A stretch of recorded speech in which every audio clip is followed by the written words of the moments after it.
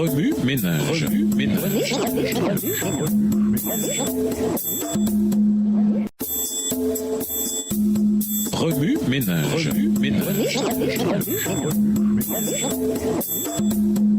Bienvenue dans votre émission Remue ménage. Voilà la leçon de lundi. Une bénédiction d'abord et avant tout.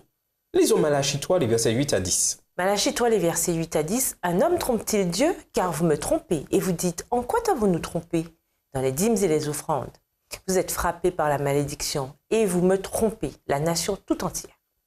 Apportez à la maison du trésor toutes les dîmes, afin qu'il y ait de la nourriture dans ma maison. Mettez-moi de la sorte à l'épreuve, dit l'Éternel des armées, et vous verrez si je n'ouvre pas pour vous les écluses des cieux, si je ne répands pas sur vous la bénédiction en abondance. Le système de la dîme a été fondé sur un principe qui durera autant que la loi de Dieu. La dîme était une bénédiction pour les Juifs, sinon le Seigneur ne l'aurait pas réclamée. Elle sera encore une bénédiction pour ceux qui s'y soumettront jusqu'à la fin des temps. Le Seigneur mit en Éden tous les arbres agréables à la vue et bons à manger. Nos premiers parents pouvaient en jouir librement. Toutefois, il fit une exception. Il ne devait pas toucher à celui de la connaissance du bien et du mal. Dieu destinait cet arbre à rappeler à ses créatures qu'il est le propriétaire de tout ce qui existe. Il donnait ainsi à Adam et Ève l'occasion de prouver la sincérité de leur foi et de leur confiance en lui par une obéissance implicite à ses ordres. Dieu agit aujourd'hui de la même manière à notre égard.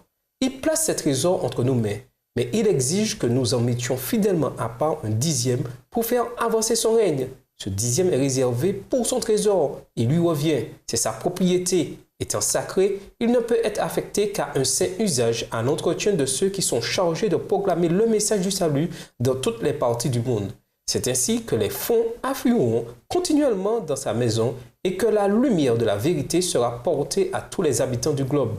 En obéissant fidèlement à cet ordre, nous reconnaissons que tout est à Dieu. Les exigences de Dieu doivent être satisfaites en premier lieu. Nous ne faisons pas sa volonté si nous lui consacrons ce qui reste de nos revenus après avoir pourvu à des besoins imaginaires. Avant que notre revenu se soit évanoui, il faut mettre à part et offrir au Seigneur ce qu'il réclame. Sous l'ancienne dispensation, une offrande d'action de grâce brûlait constamment sur l'autel, témoignant de la dépendance de l'homme à l'égard de Dieu.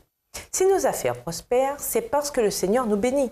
Une partie de ce revenu doit être consacrée aux pauvres et une forte proportion à la cause de Dieu.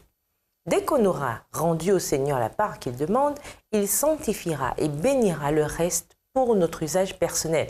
Mais quand on dérobe Dieu en retenant ce qui lui appartient, la malédiction repose sur la totalité de nos biens. Remue ménage, si la dîme est censée être une bénédiction, pourquoi nous est-il parfois tellement difficile de la donner?